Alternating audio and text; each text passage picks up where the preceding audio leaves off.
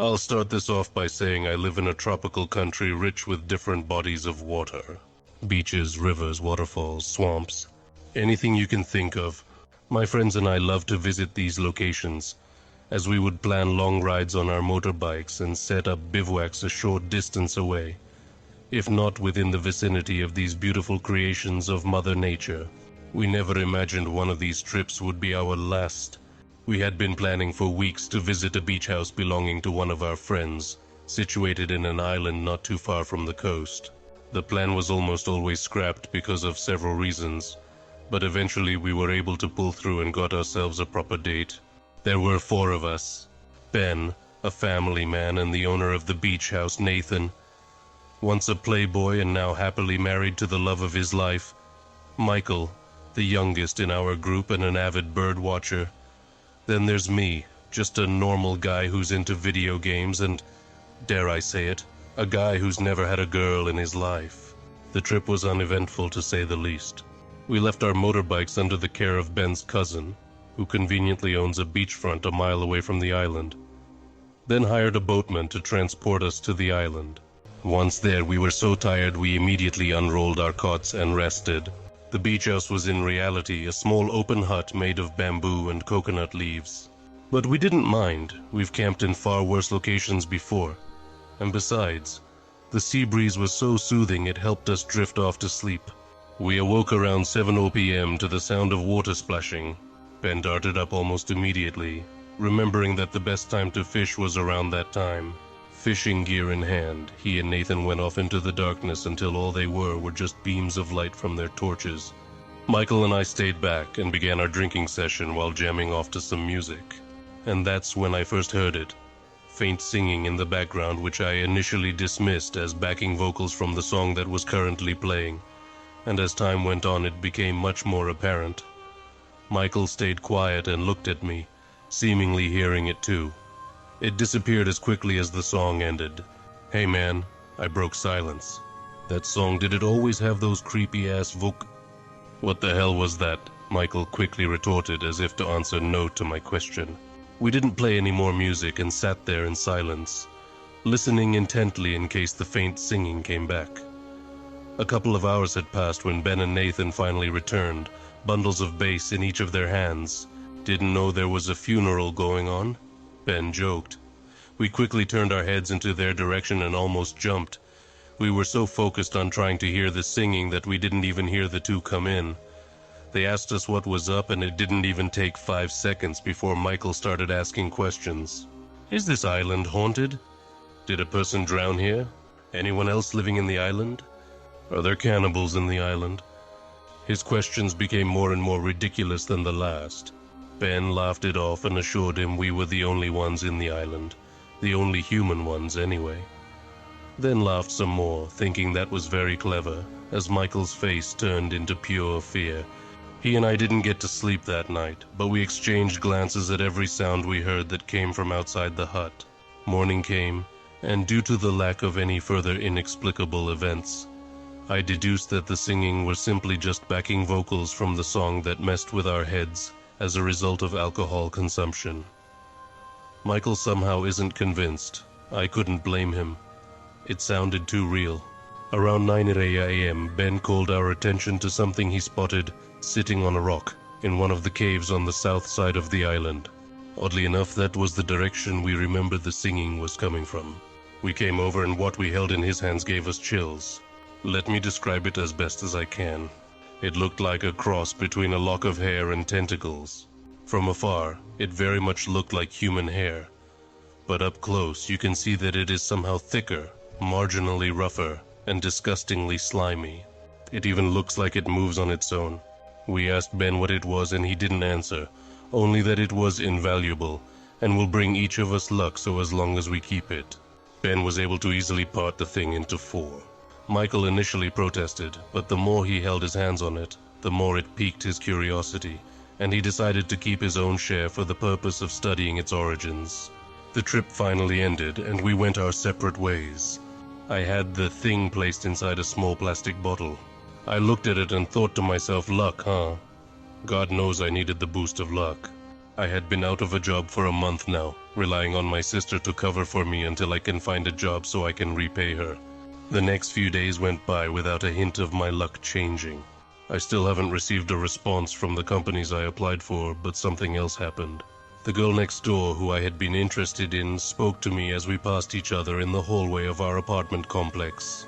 She introduced herself as Mikey, and I took it as a sign that the thing is finally holding up its end of the bargain. Looking back now, I had never been so wrong my entire life. One night, Mikey and I were chatting when I received a text from Nathan saying that we all need to talk. It was about Ben. I excused myself and went on the video call. Michael was already there, his face as pale as snow. Apparently, Ben's car crashed into a tree not far from where he lived, and had died as a result of the impact. From what police told Nathan, it seemed like he was running away from home. His marriage had failed, and he committed suicide as a result. We doubted it. Ben would never. Michael then chimed in, rambling about how the lucky lock of hair we each kept from our recent trip caused all of this, and that his study led him to dark recesses of the web involving cults, deep ones, and horrors of the sea that even I find to be ridiculous. It got me thinking about Ben all night and that thing, what significance it held regarding his death. What if Michael's right? I shrugged. Might just be coincidence. That's it. We're just overthinking this shit. Ben died because of a freak accident. I kept telling myself that. Weeks went on by, and I tried to put it all behind me. Mikey and I eventually hooked up, and it was because of her that I got a job. Things had been going well for me, until one day when I read the local newspaper and saw my buddy Nathan's face in one of the pages. "Local man shot dead," the headline said. It was a murder-suicide.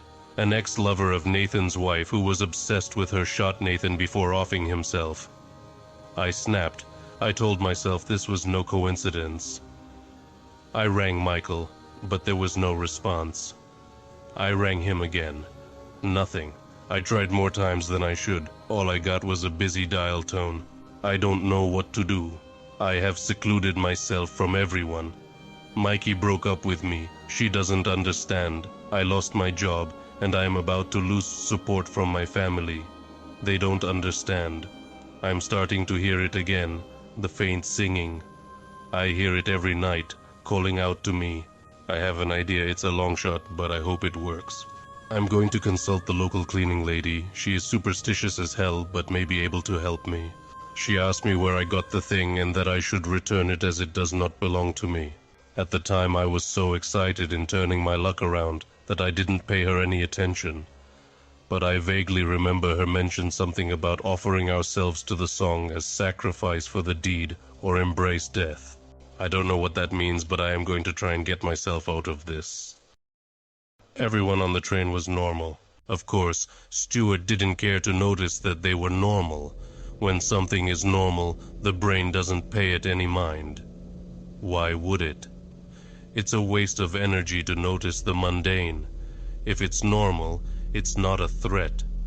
It doesn't need to be taken care of. Doesn't need to be noticed, thought about, or given an ounce of consideration. When something is not normal, however, that is when the human mind begins to take notice of the details. Stuart wished so desperately that he had noticed the abnormality of the town when he first got off the train. If he had just paid attention right then and there, maybe he wouldn't be so frantic right about now. But no, it wasn't until the meeting that he noticed something was off. He had seen it on the taxicab driver, yes, but it was easily chalked up to nothing in his mind. After all, lots of people are missing fingers. Why should one lonesome cab driver without an index finger alarm him? But then at the meeting, he swallowed as he sat in that dull hotel bedroom, reimagining it over and over again. He walked into the office building, nothing. He ascended the elevator, nothing. He went down the hall to room 313 and was greeted by Mr. Higgins, who extended his hand to greet Stuart to their little conference room. "Mr. Alaband," Higgins had said, smiling and shaking Stuart's hand. "Good to have you here. I trust the train ride into town went well?" Initially, Stuart had simply thought it odd that Higgins too had neither of his index fingers. What a coincidence to have a taxi driver with no index fingers, and then be greeted by a branch manager with no index fingers. "Wonderful to be here, Mr. Higgins." Higgins then turned to the room of employees, smiling and introducing Stewart to the lot. "This is Stuart Alaband, our new rep from corporate. He came in all the way from Philadelphia, so let's make sure he feels well and at home here." Then the room waved. They waved at Stewart. None of their hands. None of them had any index fingers. Stewart didn't dare ask about it, no. What was he supposed to say? "Hey, all you people I've never met before. Why do you all have the same deformity?" No, that would be horrible of him. Then again, it seemed horrible that none of them had their index fingers in the first place. He got out of that meeting as quickly as he could, going down to the coffee shop on the corner, hoping to order something that'd help him decompress a little. The waitress came right on up to him, smiling and holding her notepad. "What'll it be for you today, sir?" "Oh, just whatever your cheapest sandwich is, please.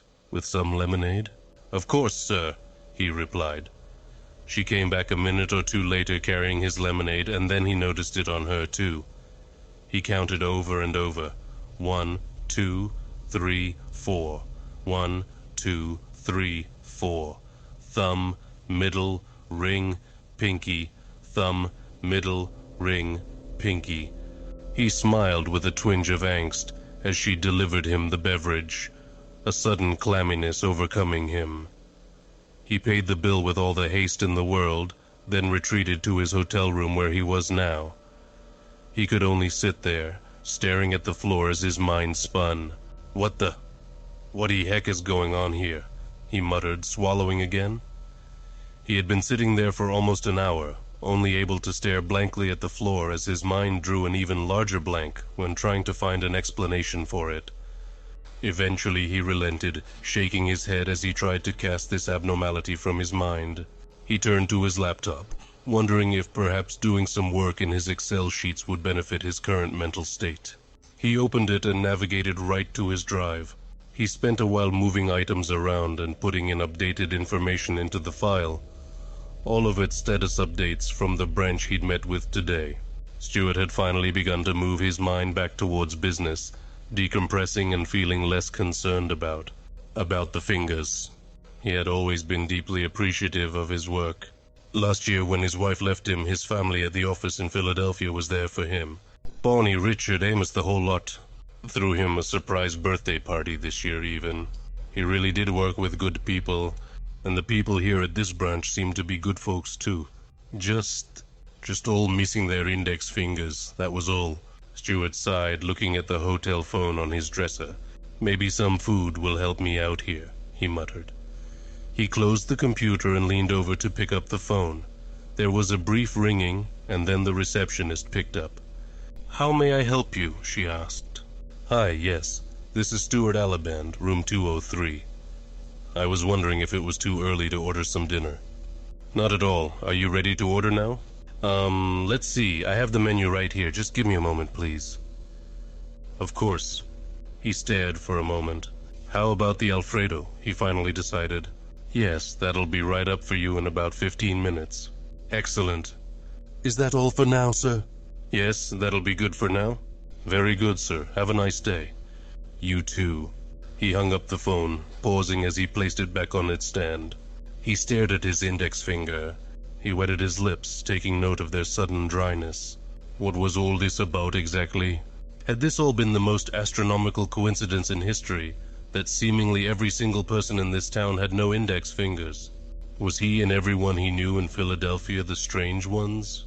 Was he drunk and seeing things? At any rate, he was startled when the door opened and a young man pushing a cart came into the room. "Mr. Alaband?" he inquired. "Yes, son, that is me." Stewart walked on over, feeling some sense of relief from his frantic mind as the smell of Alfredo filled the air. "That'll be 1283, the young man said, holding out a card reader. Stewart nodded and went for his wallet, pausing when he saw the hand that was holding the swipe machine. His throat felt dry and he feigned a smile as he continued moving his own hand towards his wallet. "Are you all right, sir?" the boy asked. "You look like you've just seen a ghost." Stewart smiled. "Oh no, I'm fine. It's nothing," he lied. He extracted his card from his wallet and passed it over to the young man. The server's eyes suddenly widened when he took the card from Stuart. Stuart froze up, a sudden pit in his stomach developing as he kept that fake smile on his face. His hand was shaky, but upon seeing the young man's expression, he didn't move it. "Oh," the boy groaned. "You're new here." "On a business trip," Stuart explained. "Only here for 24 hours. The boy nodded. "Gotcha. Well, you should be fine then. It takes him a while to track down newcomers." Stuart wasn't sure what to say at that. He just held his smile in place as the blood rushing through his head began to grow audible. "What?" The young man smiled, swiping Stuart's card. "Oh, nothing you need to worry about. If you're only here for a day, then it really doesn't matter." "What doesn't matter? The thing?" The boy scoffed. "Well, don't say it," he instructed matter-of-factly. "He might use sense to find newcomers, but he's still got a sense of hearing, you know." Stuart's forehead was getting damper by the minute. He took his card back from the boy, putting down on the bed next to him as he stared. "What on earth is that supposed to mean?" he stammered. "Are you people just trying to freak me out?" The lad snorted. "Like I told you, doesn't really apply to you since you're leaving here tomorrow." He shrugged, waiting for a moment. "If you want a tip, you're gonna have to tell me," Stuart sputtered. "Dude, it's just some collector. No big deal, you know? He just collects them." Stuart wrinkled his brow, reaching back for his wallet. "Fine, here's your tip." He forked over a couple of dollars and the server smiled. "Thank you, sir. Have a good night." He backed out of the room, closing the door behind him and leaving the cart behind. Stuart just stared at the thing, adjusting his collar and pursing his lips. Suddenly, this Alfredo didn't seem quite as appetizing anymore. He wasn't quite hungry.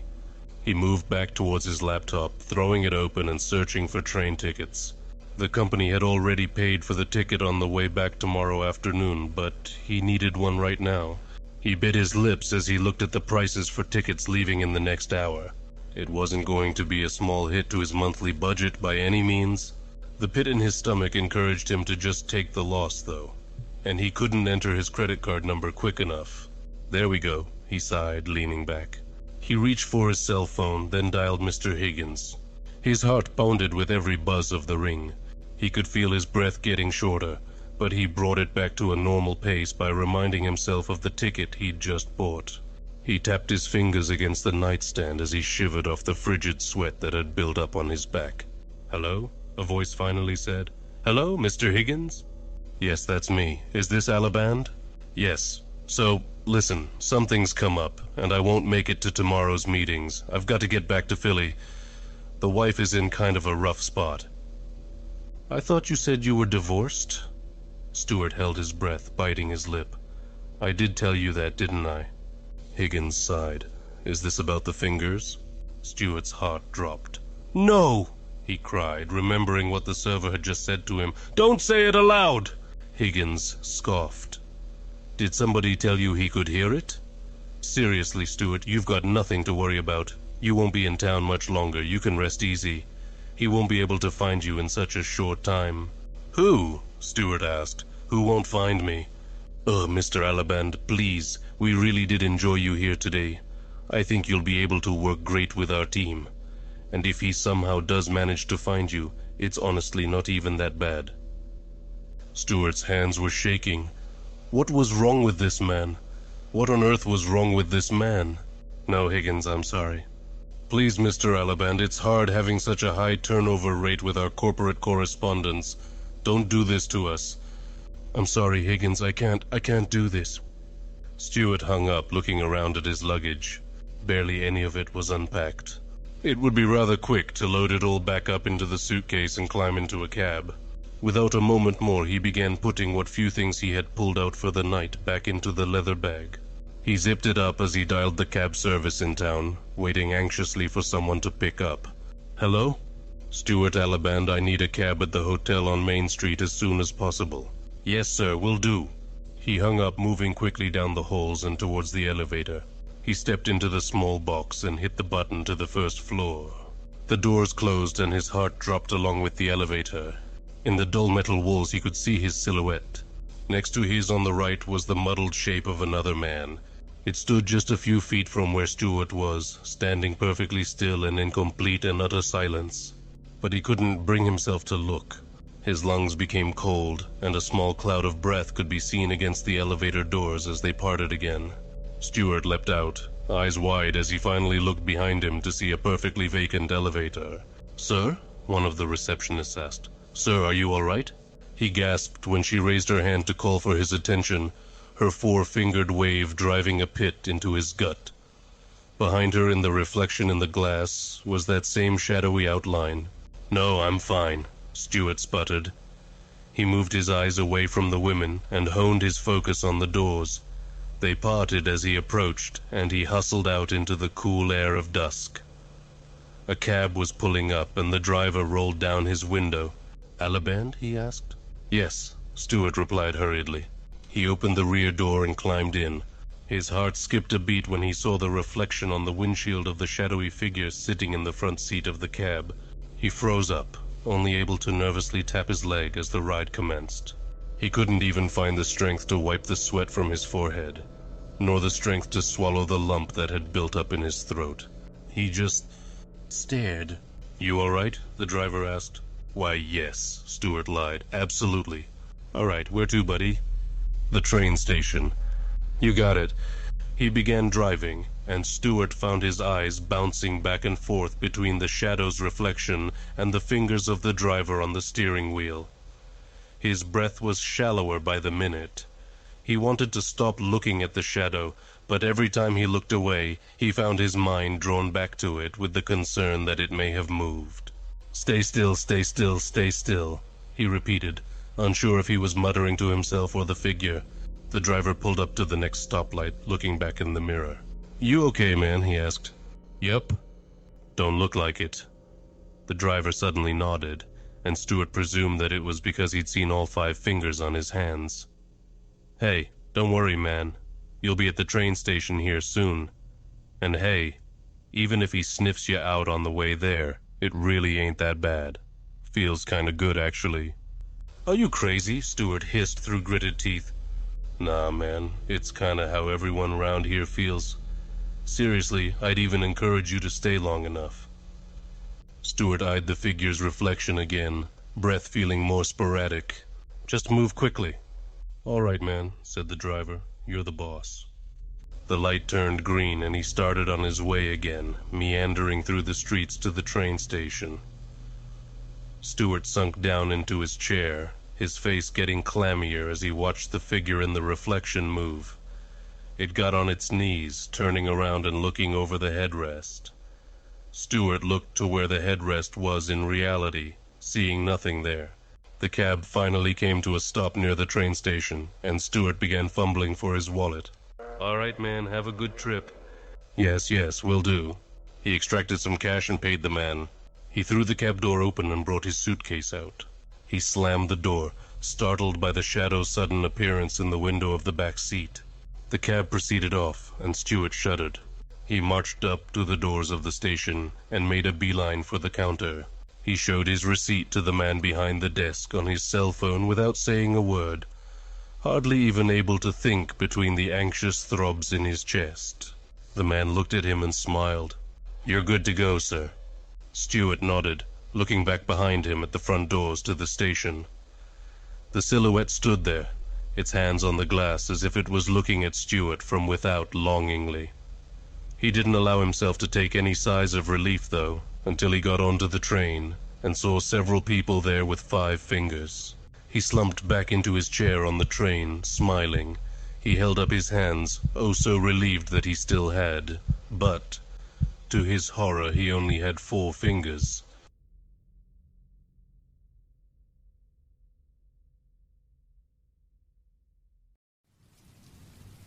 Driving, to me, it is more than just getting from point A to point B. It is a way of life. Some find peace at a spa or on a beach, but for me, peace is the interstate at 2 a.m. with nothing but the open road ahead of me. I am a second-generation trucker, and I was raised on the road. My father taught me all he knew about driving and how to rely on my instincts and knowledge. I know that nowadays anyone can use the GPS on their phone to find their way around, but I don't believe in that nonsense. Those people will never know the thrill of dodging traffic on the narrow back roads. Will never understand the accomplishment of carving your own path. For 23 years I've been trucking on my own skill, and I've never gotten lost. That was until last night, a night I will never forget as long as I live. I was running a load of farming equipment out to rural Kentucky. This is a common route for me and one I know like the back of my hand. I drove all day with the blazing May Kentucky heat blaring down on me. Finally, when the sun went down, I was able to relish the sweet, cool embrace of night. As PM turned to AM, the traffic began to die down, and I found myself with clear, peaceful roads ahead of me. I was in my happy place, making great time and feeling energized by the feel of my tires treading the pavement. This was the perfect time of night. That was until I came over a steep incline and saw the two colors that every trucker and motorist hates. The flashing orange of construction signs and the red of brake lights as far as the eye could see. Nothing makes my blood boil more than sitting through stop-and-go traffic, especially in my big rig. I began to grumble until I saw a small side road on my right almost shining like a beacon from God. Most people would be unwilling to take an unknown side road, but I am not like most people. If you simply can keep your sense of direction and use logic, then back roads are nothing but a slight detour. I turned down the lonely road, giving a slight wave to the traffic gridlock as I breezed by. The road was narrow, but thankfully deserted, as not many would be traveling roads like this at 1 a.m. The path led through a wooded area, and I slowed my rig down. Nothing ruins a run like a rogue deer embedded into your front grille. The woods were dark, but the darkness was no match for my power lights that cut through it like a blade. I kept my focus on driving, but allowed myself casual glances around. It was not often that I traveled through the forest at night, and I wasn't going to neglect the beauty of nature. The woods seemed quiet, and I don't mean in sound, just simply dead. I have driven around enough at night to know where to keep an eye out for nocturnal creatures, but there were none here. There were no birds in the trees or foxes darting between the bushes, not even a squirrel watching from the distance. I traveled to a fork in the road, and using my knowledge of the highway system, I knew that I needed to keep right to get past the construction and towards my goal. I turned right and continued down the wooded gravel road. I traveled for minutes on end with no sign of anything but trees. No other side roads, no country homes, not even power lines. Around the 1 hour mark, I noticed a gnarled tree to my left. The tree looked centuries old, with rotted bark and branches that looked like long clawed fingers reaching for me. Despite the heat, I felt a chill run down my spine. I kept on the road for another 20 minutes when something strange happened. I know it was impossible, but that same clawed-fingered tree was to my left again. I know trees can look alike, but this one was far too unique to be anything but the same one. I shook my head violently, trying to shake out the impossible thoughts that were in my head. I convinced myself that it had to be a coincidence until I saw the same tree again, and this time on my right. The wind moved through the branches, causing those great claws to shake and almost look like they were trying to grab me. I didn't care about safety, and I pushed my gas pedal almost to the floor. I zoomed past the tree, and thankfully it never returned. Time passed like sand through an hourglass, and still I had come across no turns or civilization. The silence was beginning to grate on me, so I turned on the radio for some companionship. The radio was nothing but static, which shouldn't be possible as I have one of the best satellite radios on the market. I kept the static going, as at least it was something to distract me from the strange feelings coming over me. Perhaps the radio was a good luck charm as I finally came to another fork in the road. I judged the distance and used the brightness of the sky ahead of me to try to determine if there were any towns or highways ahead of me. But to my dismay, it was nothing but pitch black. I decided to turn left and hope my instincts would pay off. I couldn't have gotten a mile before another turn came before me, and this time I turned right. Half a mile this time before another tight turn presented itself. I continued right and was immediately faced with another turn. There was barely enough room for my truck to turn left. I don't know who designed these roads, but I would like to introduce them to all 18 of my tires. I found myself down another impossibly large stretch of road and began to become concerned. I should have hit some manner of highway by now. I changed my radio stations rapidly, but still nothing but static. Despite being used to the isolation of trucking, I found myself feeling lonely and desperately wanting some contact with the outside world. A bright light on my left-hand side may have answered my prayers. Through the trees on another deserted road was a big rig just like mine. I could almost have cried in relief. I matched the truck's speed and began blowing my horn in the age-old trucker's SOS signal. I awaited response from the trucker but received none. I repeated my signal only for my cry to fall on deaf ears. There is no trucker alive that would not respond to that call when issued. Through the darkness and the trees, it was hard to see inside the cab of the truck. Suddenly, the other truck moved to a reckless speed and moved past. I glanced at the license plate, hoping to be able to warn other drivers of someone breaking our unwritten code. It was hard to make out with his speed, but what I saw almost stopped my heart. The last 4 digits were identical to mine. I shook my head back and forth trying to make sense of things. There were millions of license plates out there. Some would have to have similar numbers. On another big rig and who also happened to be in the middle of nowhere, a voice inside my head said. I chose to ignore the voice and looked for signs of where the truck could have gone, but all traces of it and the road it was traveling down had disappeared. I was starting to feel extremely uncomfortable, and I was begging for the familiar tread of highway. Even stop-and-go construction was better than this. The radio static continued, but every now and then I could almost swear that I could hear voices coming through. I turned up the volume, and for a moment I thought I heard 2 words that shouldn't be coming from the radio. Jingle bells. Who the hell was playing Jingle Bells in May? None of it made sense, and I convinced myself that it was all in my head, but that was when I saw it. Out of my left window was a patch of swamp with snow piled high. That was completely impossible. Even in the tree canopy, there is no possible way snow could have survived in this May Kentucky heat. Yet there it was shining in the light of the moon, fresh as a cup of coffee in the morning. I began to slow down. I had to check to see if what I was seeing was real. I pulled to a stop and started reaching for my handle when a large shadow moved past my door. I was completely startled and my blood went cold. I looked all around for what made the shadow, and yet nothing was around. Whatever made it had disappeared, and it wasn't the only thing. The snow had completely vanished, as if it had never been. I began slapping my face to feel the sting that told me I wasn't dreaming. I put my truck back in drive and began traveling again. I was more lost than I had ever been.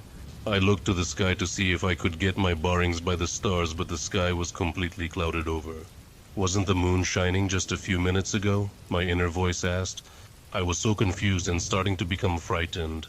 A thick and unnatural fog began rolling in, obscuring my vision and increasing my discomfort. Finally, I had reached my limit, and I had to do something that I had never done in my life. I turned on my truck's pre-installed GPS. I could feel my father rolling over in his grave, but I didn't care. I wanted back on the main road, and I wanted it now. The computer fired up and began searching my location, but what it found only increased my unease. I was off the map completely, and only a field of black met me. The stupid technology was broken. So much for the wave of the future. I drove on hoping to catch a signal, but nothing was working. On the radio I could hear voices coming through periodically, but only strange whispers came through that I couldn't catch. The fog became thicker and thicker outside, almost obscuring my view. I squinted out and could swear that there were shapes moving in its mass. The GPS dinged, almost giving me a heart attack from the shock. I glanced at it with hope, but what came through was that I was somewhere in Western Europe. I ignored it and kept going quickly as I dared. The stupid machine kept changing its location. Melbourne, Indiana, Nebraska, Udney, none of it making one bit of sense. The whispers on the radio grew louder and louder, driving me insane. Finally, when I could take no more, the fog lifted slightly in front of me and the road reached a dead end, and trees with sharp branches stood in front of me. I jammed on the brakes as hard as I could, and by the grace of God, the truck stopped before impaling me on the trees. The fog began swirling around me almost like it was caressing my truck. Through the trees, the fog began to part slightly, and illuminated by my lights was the hint of a figure in the distance. I should have felt relieved, however, there was something not right about the silhouette before me. Despite my brightest lights blaring on it, the entity remained hidden in shadows as if it reflected light itself. I couldn't help but stare at its haunting form, and then it began to move towards me. The thing did not walk like a person, but almost glided like a specter through the fog. The whispers on the radio grew. Loud and clear I heard my name whispered by some macabre voice. Tears poured down from my eyes and I jammed them shut. It's not real. Please, dear God, let this not be real. I clutched the steering wheel with all my might, just begging to be back home on the road. I could feel a dark presence surrounding my truck, and I could hear a slight scratching at my window. Again I heard my name whispered, not from the radio but from directly outside. Please, I shouted to the heavens and ripped my eyes open. I found self at a corner of a highway on a nicely paved road. I looked all around but found that the forest, fog, and that horrible entity were all gone. The radio had returned to normal and Charlie Daniels' voice filled the air. Asleep at the wheel? In 23 years of trucking, I had never found myself asleep at the wheel before. I hadn't even remembered feeling tired.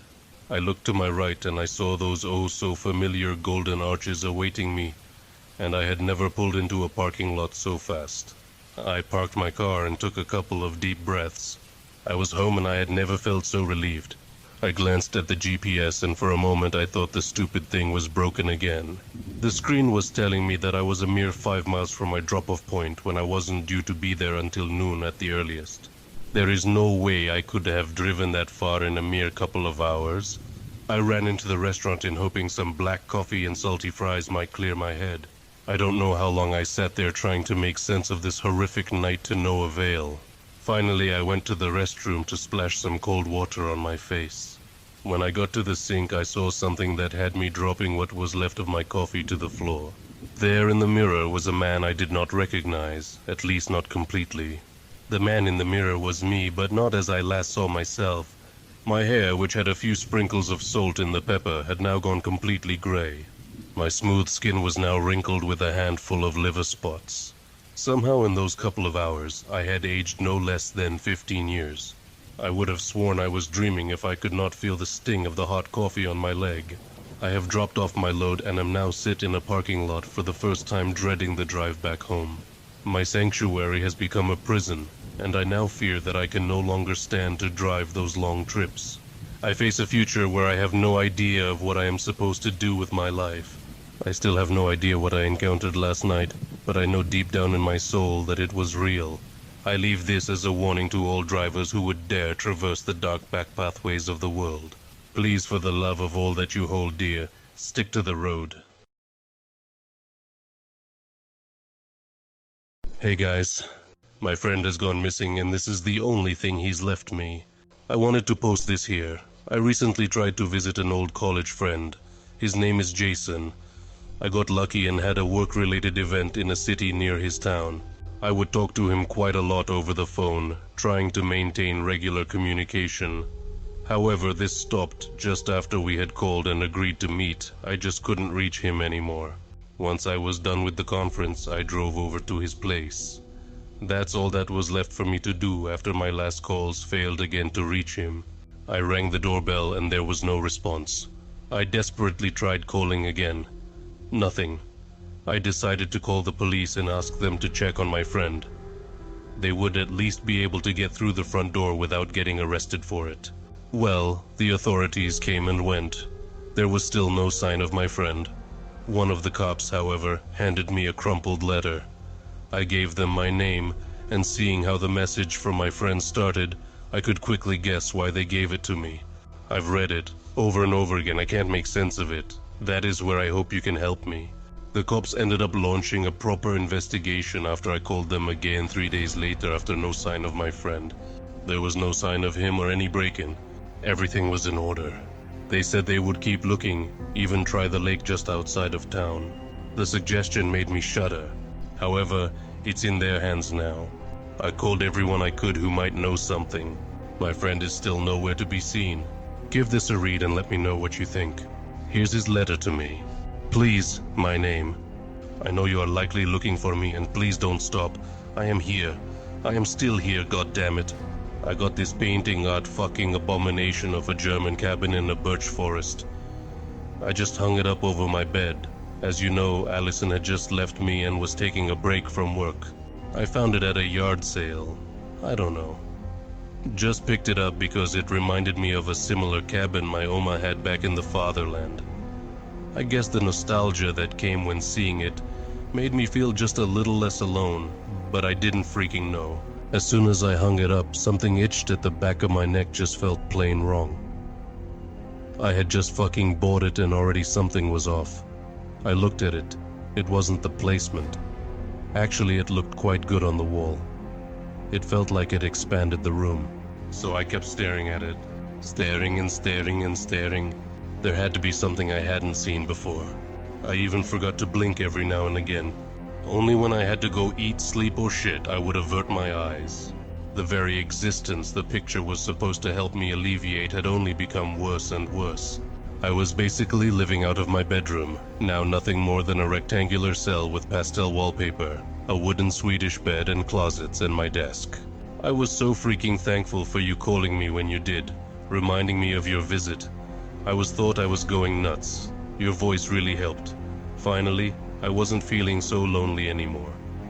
But the painting was still there mocking, reminding me of what your calls were only temporarily fixing. Then it happened. It was the day when you told me about your plans to come to the city. You were my escape. You could have helped me trash the painting and just not be alone. I didn't have the strength. I lost whatever was left. See, I had begun to believe it was just me, like always. You know what I mean. At least obsession was good back in college when fixing your code. Before I say more, I want you to know that I'm just lonely and sad and gently losing my sanity. Nothing more, nothing darker. I need you to understand that since when you read this, I don't want you to give up hope. I need you to do something, anything. My door vanished. Not the front door and not any other door. And it didn't just vanish as if pulled from its hinges. Where there was once my white bedroom door was now just that blue freaking pastel wallpaper. Disgustingly clean just like the rest. I know, my name again. I know. Of course, I barely noticed, staring at the painting all the damn time. It was only when I needed to go to the bathroom that I almost flat out walked into the wall where the door used to be. First there was disbelief, then there was horror, and then came vindication. If you can believe it, I felt vindicated. For once, justified my obsession. Of course, it had to be the painting. It's not like I get trapped like this regularly. But you know what's worse than being alone in a room with the only company being a gaudy painting? Being alone in a room with a painting that has just sealed off your exit. It wasn't like I was going to take it anytime soon. I was waiting for you. It knew. Given everything else, I have to say I took it quite well. It surprised me, but it also gave me renewed energy. I had to keep looking, the secret had to be somewhere. But I also knew I had to eat or go to the bathroom soon. This painting wasn't going to beat me. My room was my prison to make, not the pictures. The next stop was obviously the window. I looked outside and a relieved sigh escaped my lips. I could see my neighbor's house. As you will come to see, the room is not placed at any great height. It might strain my knees and scrape my skin, but I would survive. An escape was there for now. I felt a tingle at the back of my neck. Something was wrong.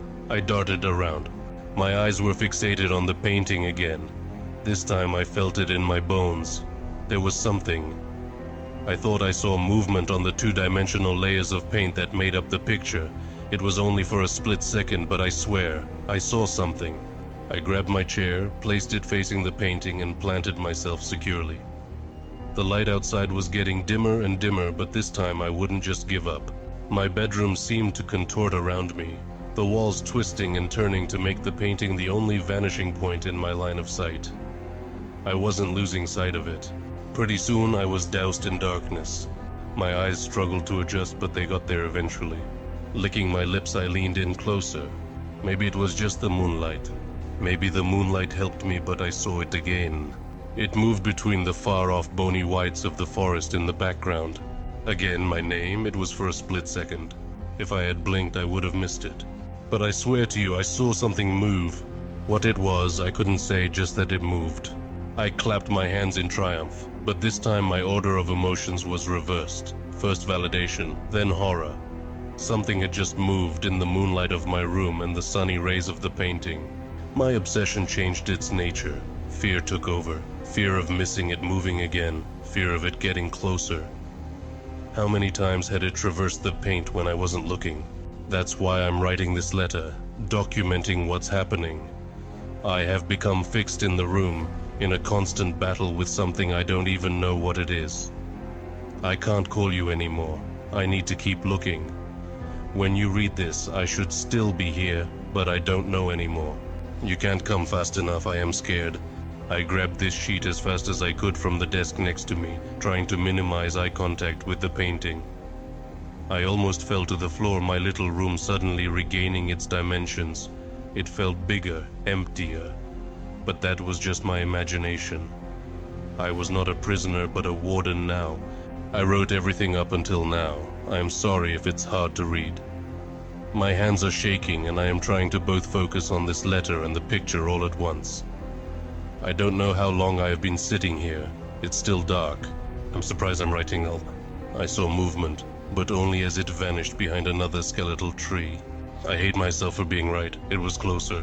I will throw this letter out of the window if I have to. I will jump out the window if I have to.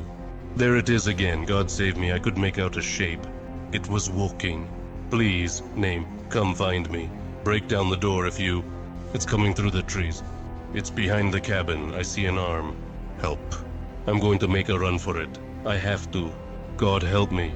I just have to work up the courage to turn away and open the window. Letter in my hand. One last glance. It's here. There is a face staring at me. Just a face. Human, looking at me with sunken eyes and colorless skin through the paint. It's covering the entire canvas, its world behind it. Looking into mine, finally looking directly at me. It doesn't blink, it doesn't move, it just stares. I have to go now. I am not alone anymore. The letter ends here. The last lines were the hardest to read. Not just because of the handwriting becoming exponentially worse, but of course also because of what was written. I got a chance to go into his bedroom. There was a door where he said there wasn't. However, there also was a painting, hanging right over his bed. There was a chair in the middle of the room and the window was open. I walked out as soon as I could, trying not to stare too long at the picture of a beautiful cabin in the birch forest.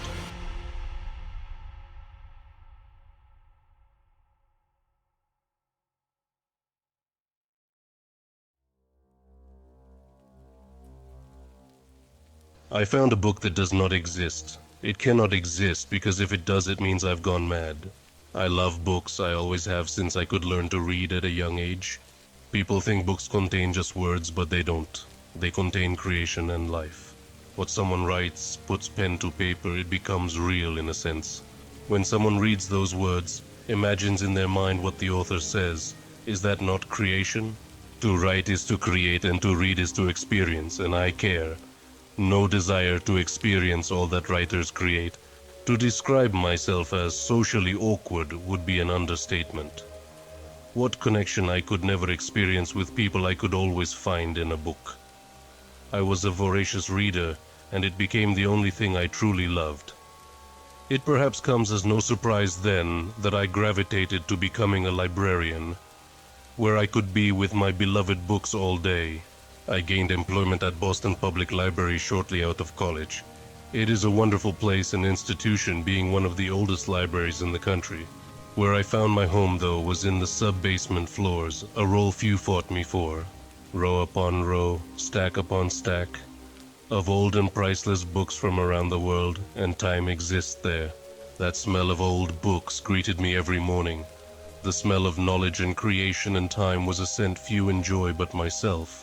We had recently received a batch of very old and unidentified books from an anonymous donor that I was tasked with cataloging.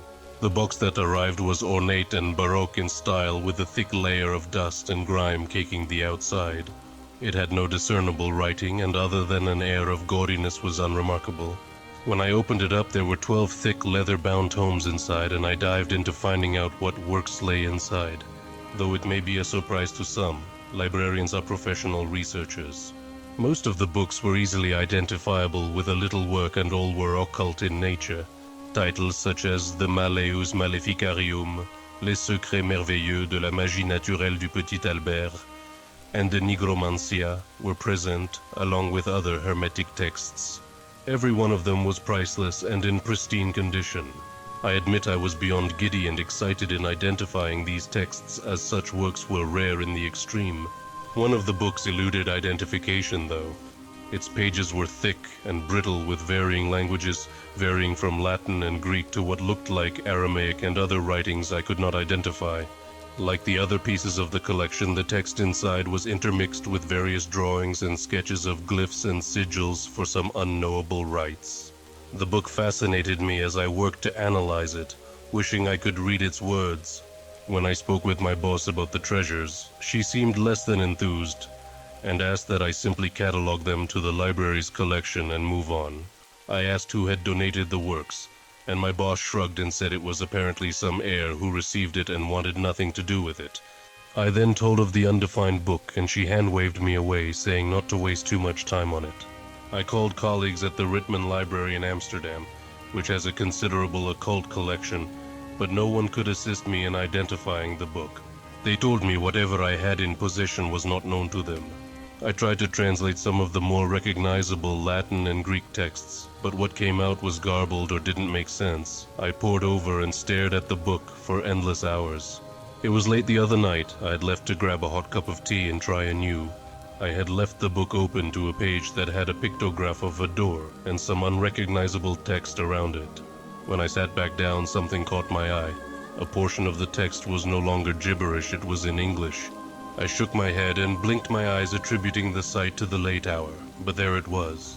More text on the page now read in English. I flipped the page back and forth, and the other pages still remained in their original languages, but this one now was readable to me. The door picture was not really a door, but simply my best description of it. The drawing was of a dark arch space with a singular point of light beyond it, as if out in infinite space. I leaned in and read the newly legible words on the page aloud. That where the light shines shall be devoured by the darkness. I looked back at the drawing of the speck of light in the infinite darkness. The light in the drawing then began to illuminate in reality. I stood up and shot backward, staring at the now glowing page. The speck of light had become an orb. I should have looked away, but I didn't. I couldn't, as I was mesmerized and drawn to it. As I stared, the light enveloped me as I was cast through it. At the end of the cascade of brilliant illumination, I was in place of darkness. Looking around, the library was gone. What surrounded me were shapes and spaces my mind could not process. Grimy lichen-covered rocky features and brackish water formations were around me in every direction. Light and stars that had no point of origin floated around me. The non-Euclidean nature brought me to my knees in panic and despair as I retched. There was no sky and no ground to speak of. Perhaps I was up or down, and neither made any more sense than the other. As the strange reality churned and moved in incomprehensible ways, something appeared in front of me. It was amorphous, and it was larger than a skyscraper and smaller than my hand all at once. There was a single point of light on it, though, and it stared at me, if such a thing can be described. The light focused on me, it bored through me and my very being. I swear to you now there was a hunger there, a malevolence in that light that pains me to even recall. In a moment it turned its gaze from me, it turned away and disappeared as if it had taken what it needed from me. The kaleidoscopic reality then swirled again in front of me as the impossible space molded to a single point of darkness.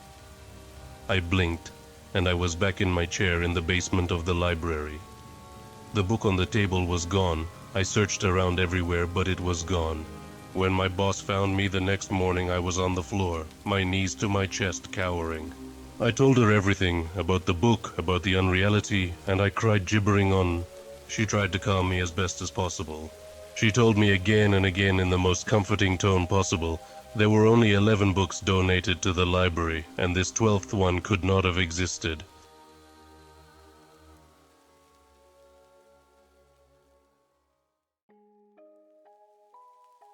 My grandfather loved music. No matter what time of day or what he was doing, something was always playing on the old phonograph in his cozy living room. I used to come over and help him with little things around the house, like fixing the pipes under the sink or installing a ceiling fan, and I'd hear Chuck Berry or Miles Davis booming through the house, lighting up the place. He knew every word and sang along until eventually I knew all the words too and joined him. My entire childhood is compiled of memories just like that. full of music and changing records over. As he got older, it became harder for him to walk, and in turn it became harder for him to change the albums. Toward the end, I'd find him sitting on the couch asleep with the phonograph, and I would turn it off for him. It was the least I could do for him. He'd done everything for me growing up. The last time I saw him, I was turning off the record player and taking out the vinyl so I could put it back in its sleeve, when he jumped up and yelled, "Don't stop the music!" He screamed as he grabbed my wrist and gave me a scolding look. It was very out of character for such a gentle man who never yelled in even the most stressful situations. I pulled up his blanket to tuck him in on the couch and put the record in its sleeve. That night I received a phone call from his neighbor, Ms. Lenning. Apparently she had gotten really nervous and felt like she should check on my grandfather, which ultimately ended in her finding my hymn in a pool of blood in the kitchen. He had slashes all across his body and was found with a knife tightly gripped in his hand, and his eyes were wide open. I stayed on the line silently while my heart broke. This was very shocking news for me. But he had been fighting a battle with dementia for quite some time at that point, and I figured something would happen to him sooner or later, whether it be him falling in the shower or forgetting to eat. He was much too proud to go to a nursing home, and he had been in a good mental state until very recently. The funeral service was beautiful and fitting for him. It was an open casket. I couldn't even tell that the horrific incident had happened. Instead of crying, my family got together and laughed in memory of him, watching old home videos and scoping through pictures. Even in his younger days, he was the same music-loving goof that I had always known. My mother recalled some memories where they had walked through the park on hot summer days, or times where he had gotten lost using a GPS. It hurt so bad to know he was gone, and so soon after I had seen him last. I hadn't even said goodbye. We met up again, weeks later, to discuss the will. My grandfather wasn't a very rich man, so we didn't think there'd be much to divvy up. "Brenda, my loving daughter, to you I leave my home."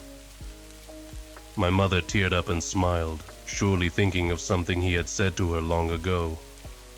"To Lisa, my sister, you have my car. Take care of it, it's vintage, you know." She laughed and then suddenly burst into tears. I assumed it had been an inside joke between the two of them. Then we reached the very last line. "And to Dylan, my gracious, brave grandson, my record collection and my phonograph, so you can always remember the time we shared." After reading that, I teared up and my heart broke all over again. Even in death, he was the best grandfather I could ever ask for. Later that evening, after everyone had retrieved what they were given, we all left to return to our respective homes. I set up the phonograph on my kitchen table. I had no place to put it yet, and placed a shining black record on the table, and placed the needle down. Miles Davis was playing all of my memories out loud through my entire apartment. Days and days of ice cream and hot homemade dinners, and nights of hide-and-seek under blankets. Then the record skipped. You. It repeated over and over.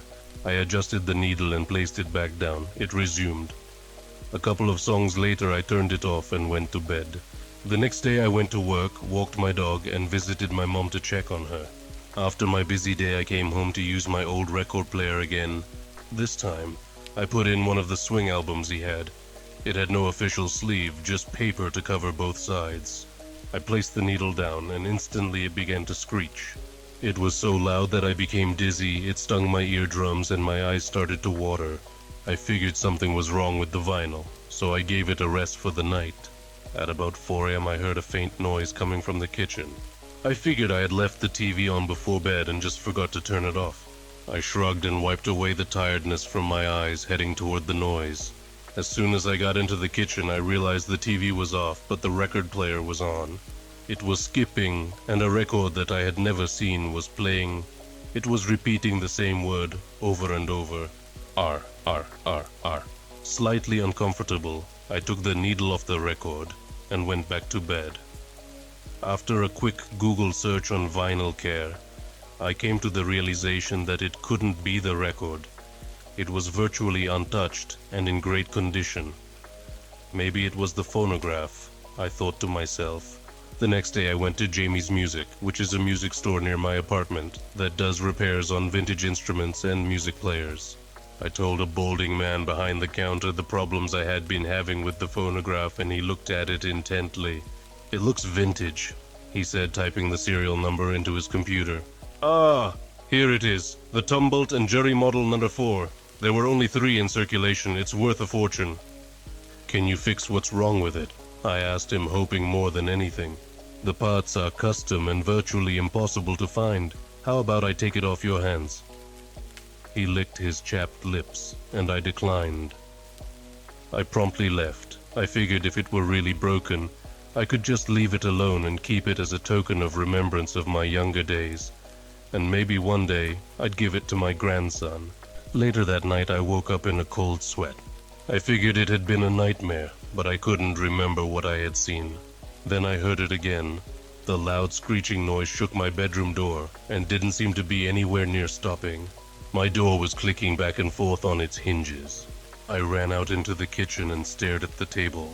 I didn't remember plugging in the record player, but after almost having my inheritance ripped off, I was a little distracted. I raised the needle and turned off the machine. As I was walking away, I heard a quiet sound coming from the record player. "Dead, dead, dead." My heart jumped out of my chest as soon as I made out the words being repeated. The record player wasn't even on, and yet it was threatening me. I moved the record player into the spare room and closed the door tight. I went into the living room and fell asleep to a talk show with 2 men talking about the importance of the bald eagle. Suddenly the screen contorted into static and I could hear a quiet voice. I moved closer to the screen. It sounded like an old man crying. "Don't stop the record." I heard it so very faintly, so I moved even closer. The crying turned to wailing. "Don't stop the record!" I jumped off of my couch and hit the floor screaming. I realized it was morning now. I must have fallen asleep. I spent the morning thinking about what had happened. Was it all a nightmare? It would add up, except for the fact that I woke up on the couch. I didn't have time to worry for too long, so I didn't. My nightmare had told me not to stop the record, so I just put on the nearest vinyl and put it on repeat, just for safe measure. At work, my co-workers noted on how tired I looked, and I did feel noticeably more exhausted than I usually would. I walked into the bathroom to check my face and see if I really looked as terrible as they said. I looked at my face and realized that I looked much thinner. My cheekbones were more pronounced, and my eyes were complemented with dark swirls of purple lining my eyelids. I looked so tired. After the bathroom, I feigned being nauseous to my boss so I could go home and sleep. Maybe I just needed a couple of hours to rest. As I headed up to my apartment, I heard the screech again.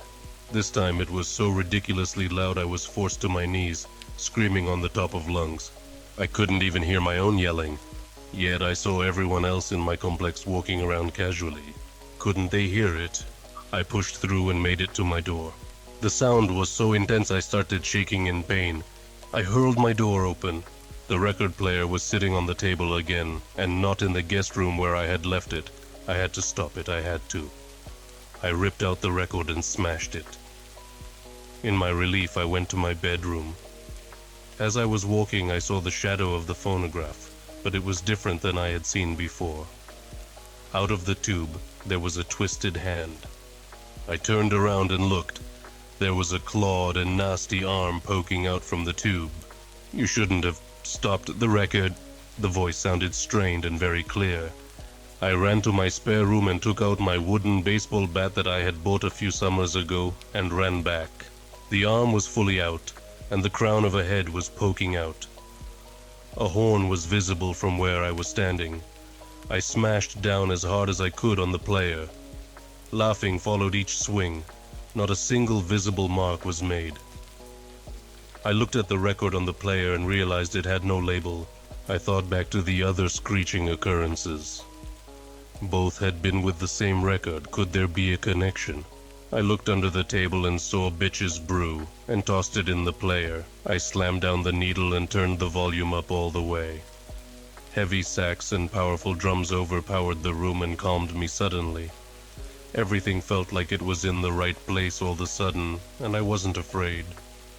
The music cut suddenly. "I love you, Dylan," I heard through the record player. "I love you too, Grandpa," I said back through tears. I heard my grandfather. using all his strength to pull whatever was crawling out, if that record player back in. The music started back right where it had left off. The demon disappeared, shriveling and becoming a cloud of black dust, sucked into the tube like a pile of dirt in a small tornado. Days later, I told my family and my friends about the incident, and of course they shrugged it off as a delusion from lack of sleep, so I just stopped talking about it.